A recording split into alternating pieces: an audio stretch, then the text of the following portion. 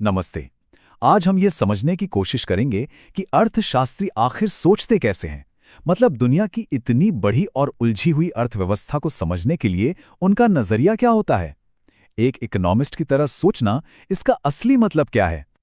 सोचिए, ये कितना बड़ा सवाल है ना? करोड़ों लोग, लाखों कंपनियां, कोई सामान खरीद रहा है, कोई बेच रहा है, कोई नौकरी कर रहा है, कोई पैसा लगा रहा है। ये सब एक साथ काम कैसे करता है? बस इसी पहेली को सुलझाने की कोशिश का नाम है अर्थशास्त्र। तो इस उलझन से निपटने के लिए अर्थशास्त्री ना दो अलग अलग टोपियां पहनते हैं। एक है साइंटिस्ट की टोपी, जहां उनका काम सिर्फ ये समझना है कि भाई ये इकोनॉमी चल कैसे रही है।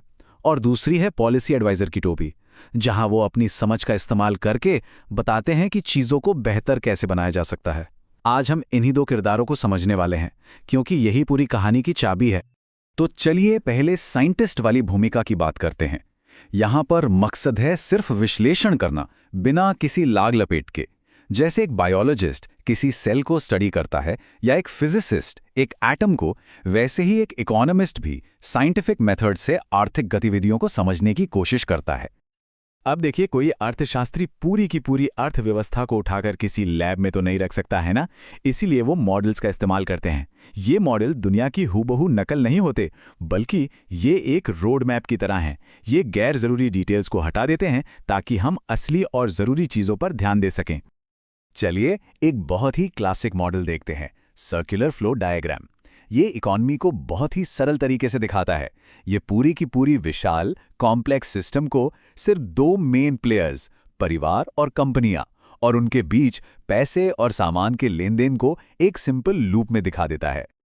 इसको ऐसे समझिए, दो खिलाड़ी हैं, परिवार और कंपनियां, और वो दो बाजारों में मिलते हैं। एक बाजार जहां सामान और सेवाएं बिकती हैं, और दूसरा जहां लेबर यानी काम बिकता है। परिवार अपना काम बेचते हैं और सामान खरीदते हैं, जबकि कंपनियां काम खरीदती हैं और सामान बेचती हैं।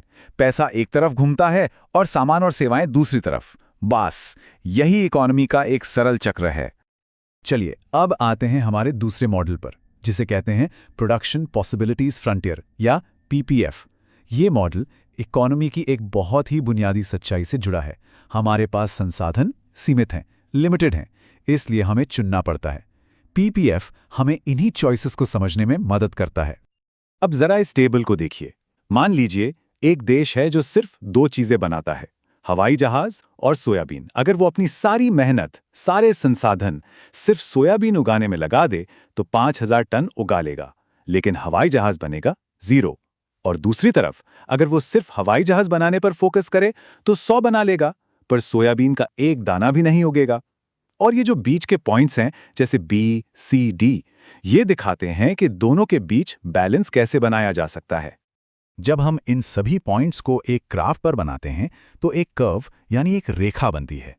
इस रेखा पर कोई भी पॉइंट एफिशिएंट है, मतलब अर्थव्यवस्था अपने संसाधनों का पूरा पूरा इस्तेमाल कर रही है। रेखा के अंदर कोई भी पॉइंट इनएफिशिएंट है, हो सकता है कि बेरोजगारी ज्यादा हो। और रेखा के बाहर कोई पॉइंट, वो तो आज के संसाधनों के साथ नामुमकिन है। और यहीं से हमें एक बहुत जरूरी कॉन्सेप्ट समझ आता है, अपॉर्चुनिटी कॉस्ट।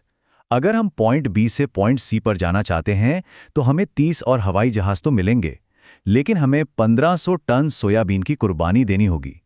तो वो सोयाबीन ही उन हवाई जहाज़ों की अपॉर्चुनिटी कॉस्ट है। इकोनॉमिक्स में हर फैसले की एक कीमत होती है। ठीक है, तो ये थी साइंटिस्ट वाली भूमिका। अब पहनते हैं दूसरी टोपी, पॉलिसी एडवाइजर की। यहां अर्थशास्त्री सिर्फ ये नहीं देख रहा है कि दुनिया कैसी है, बल्कि ये भी बता रहा है कि दुनिया कैसी होनी चाहिए। ये एक तरह से साइंटिस्ट से एडवाइजर बनने का सफर है। अच्छा, इस भूमिका को समझने के लिए दो तरह के स्टेटमेंट्स में फर्क करना बहुत जरूरी है। पहले हैं पॉजिटिव स्टेटमेंट्स। ये दुनिया के बारे में तथ्यात्मक दावे होते हैं, फैक्ट्स। हम डेटा देखकर इन्हें सही या गलत साबित कर सकते हैं। और दूसरे हैं नॉर्मेटिव स्टेटमेंट्स। ये राय होती हैं, ओपिनियन। इनमें चाहिए जैसे शब्द आते हैं और ये पर्सनल वैल्यूज पर आधारित होते हैं।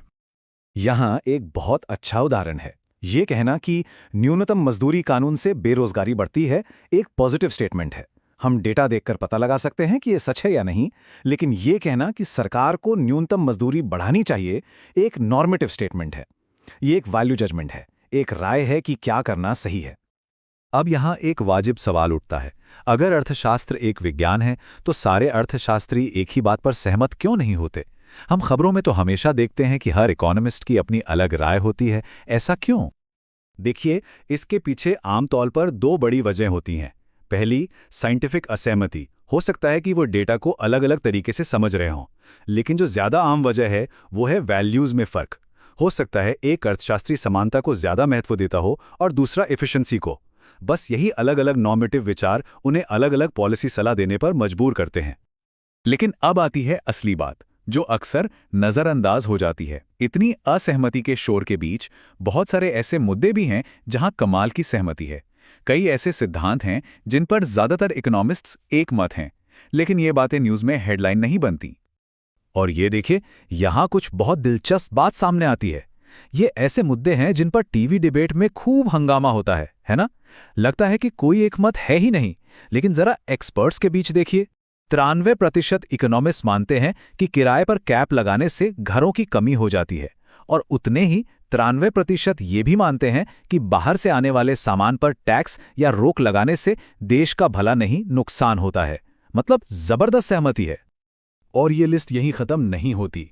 खेती में सब्सिडी खत्म करने की बात हो या स्पोर्ट्स टीम्स को मिलने वाली सब्सिडीज बंद करने की, ज्यादातर अर्थशास्त्री सहमत हैं। यहां तक कि 79% मानते हैं कि मिनिमम वेज बढ़ाने से युवा और कम कुशल लोगों की बेरोजगारी बढ़ती है। तो जहां असहमति है, वहीं एक मजबूत पेशेवर समझ भी मौजूद है। तो इस पूरी चर्चा से हमें क्या लेकर जाना है? बात घूम फिर कर वहीं आ जाती है, उन दो भूमिकाओं पर जिनकी बात हमने शुरू में की थी। तो एक अर्थशास्त्री की तरह सोचना इन दोनों किरदारों के बीच संतुलन बनाने जैसा है। पहले एक साइंटिस्ट की तरह दुनिया को निष्पक्ष होकर समझना, और फिर एक एडवाइजर की तरह उस समझ का इस्तेमाल दुनिया को बेहतर बनाने के रास्ते सुझाने के लिए करना। तो बस अगली बार जब किसी आर्थिक मुद्दे पर कोई बहस सुने तो एक पल रुक कर सोचिएगा, जो एक्सपर्ट बोल रहा है वो कौन सी टोपी पहनकर बात कर रहा है? क्या वो एक साइंटिस्ट की तरह फैक्ट्स बता रहा है, या फिर एक पॉलिसी एडवाइजर की तरह अपनी राय दे रहा है? जब कोई इन दोनों के बीच का फर्क समझने लगता है, वही एक अर्थशास्त्री की तरह सोचने की असली शुरुआत होती है।